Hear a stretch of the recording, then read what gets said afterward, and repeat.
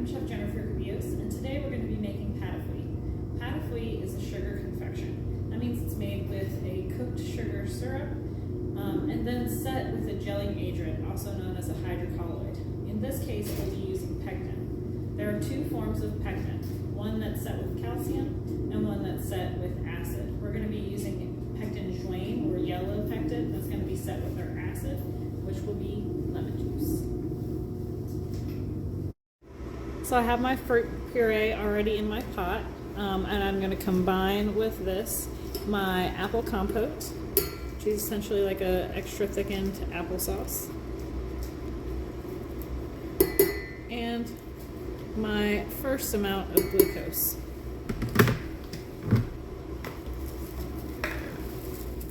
And I'm just going to stir these until they come together nicely.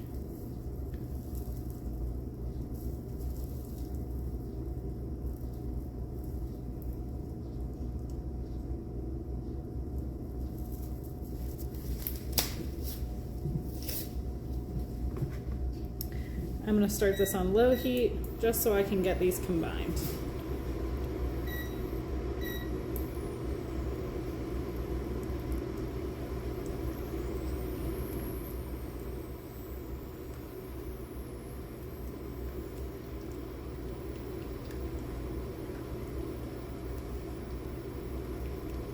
Now I want to fully combine my first small addition of sugar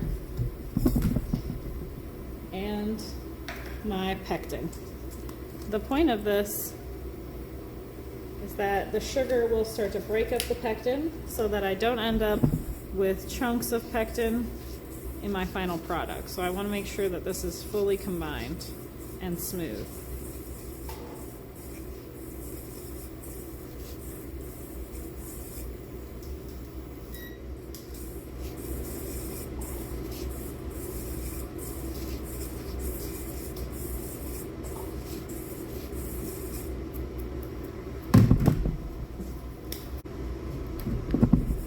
Now I'm going to take my pectin and sugar mixture and stir it into my puree. I want to make sure that's fully combined in there.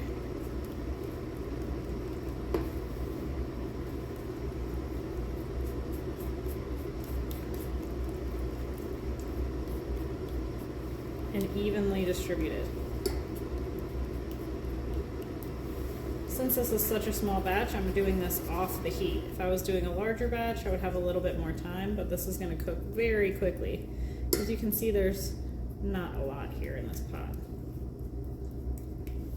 Making sure that there are no chunks of pectin in here. If there are, I can try and whisk this really well to get it to come together.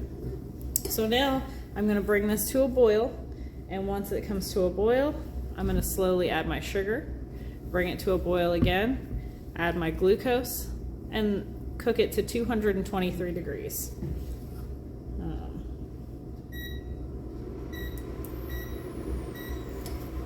If I cook this too high, it's going to be very gummy and chewy and not have the nice tender texture that I want. If I cook it too low, it's going to be very sticky and runny, and I will have a hard time cutting it and getting it to stay in nice solid pieces. So that cooking temperature is very important. I just want to see this come to a boil. Just like when I'm taking the temperature of anything, I want to make sure that when I add my thermometer in, the dimple part of the probe is completely submerged but not actually touching the metal of the pot. So be very careful that you're taking an accurate read. So you can see this is now boiling. I'm going to start to introduce that sugar.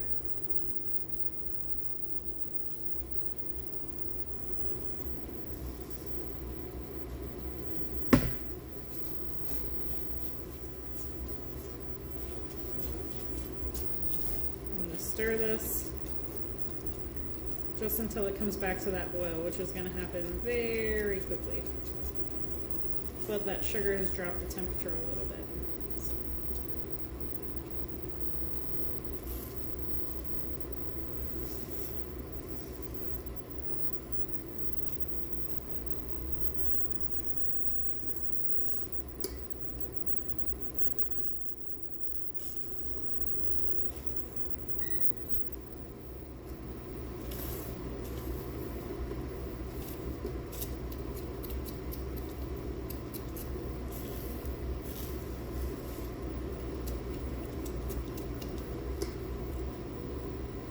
now that it's starting to come to a boil, I'm going to add my glucose.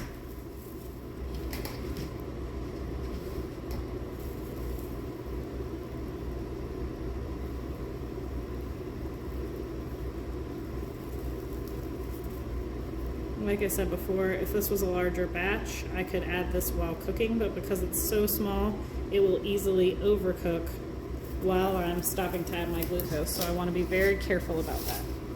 Turn my heat back on. I'm just going to stir this together, and now I'm going to cook to 223 degrees.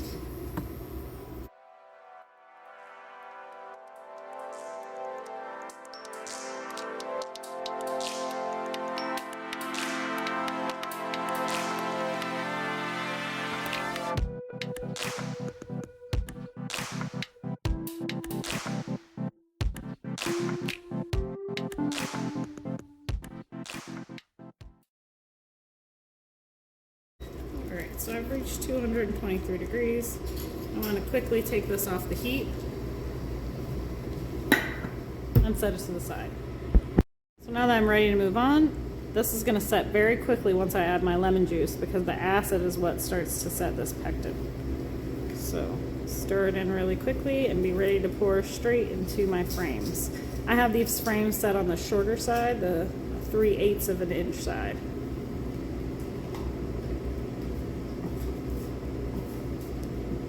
This is mixed in, I can start to pour it into the center.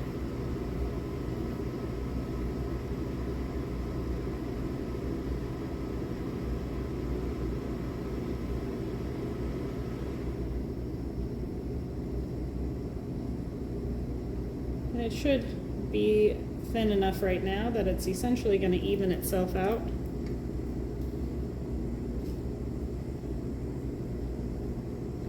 But you need to make sure that you move quickly.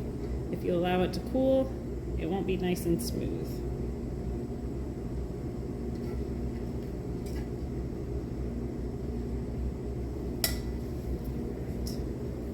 So you can see this comes to the top of my frames, and we're going to allow this to set for at least an hour before we try to cut it, but we want it to be completely firm before we start our cutting process and start to toss that into our sugar.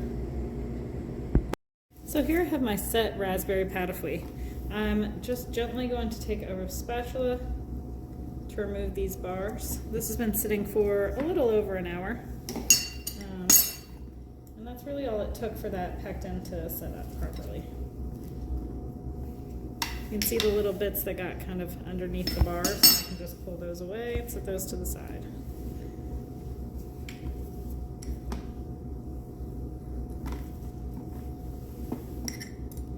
I don't want to use a knife for this because we definitely don't want to cut our silpat. We want to have nice, clean edges.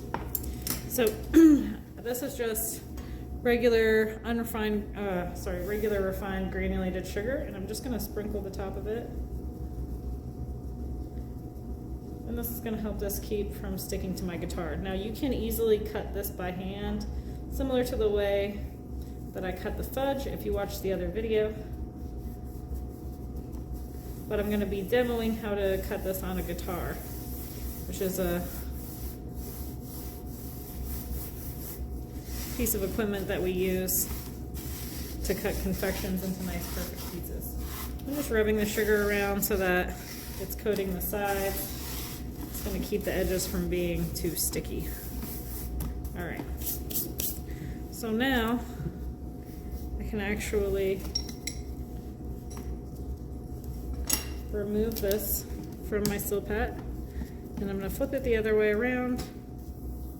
You can see that this will easily come off of here, and I'm going to put it onto this nice metal sheet, and it should kind of slide around easily. It's not sticking or anything else. This piece of equipment is called a guitar because it used guitar-like strings in order to cut confections. This one has 2 arms so that I can cut squares without having to move it. Sometimes there will only be one of these and you'll have to turn your item to cut it again. The nice things about these is this one is 30 millimeters, which is just over, it's almost an inch and a quarter. I can switch these out for different size cutters and use the same machine to cut different size pieces. You can see that these two edges are risen right here, so I'm going to slide my product right into this corner to get a nice cut. Slide it right off of here.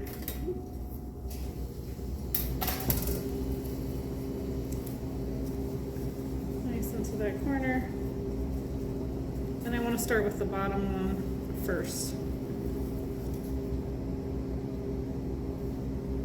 So I shouldn't need to push too hard. This is a nice soft candy. I'm just letting the weight of the guitar kind of do all the work. Once that presses through, I can pull down my second arm, and you can see how I'm getting nice, perfect squares cut.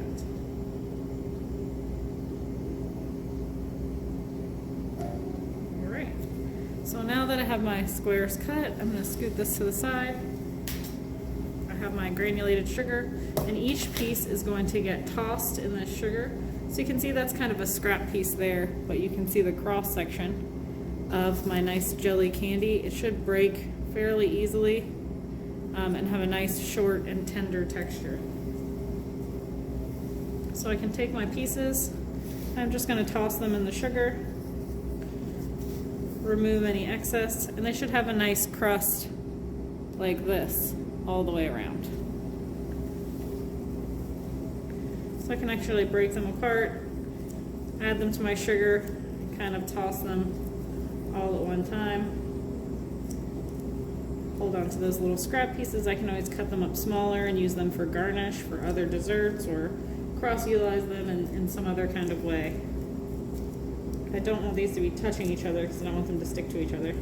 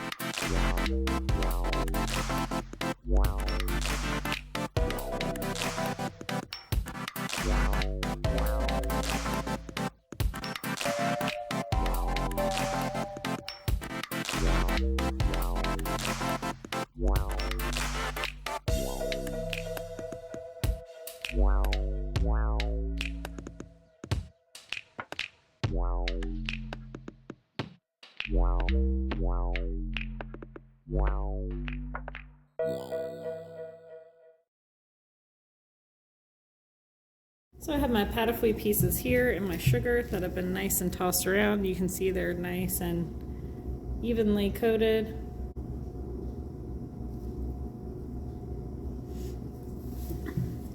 And I want to allow these to dry in somewhere that's a very low humidity because I want this sugar to create a nice even crust on the outside.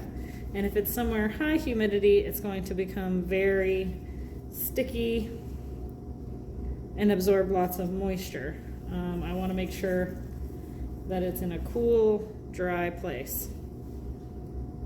So these usually need to set at least overnight so they get that nice crisp crust on the exterior. But you can see that they're all perfectly uniform.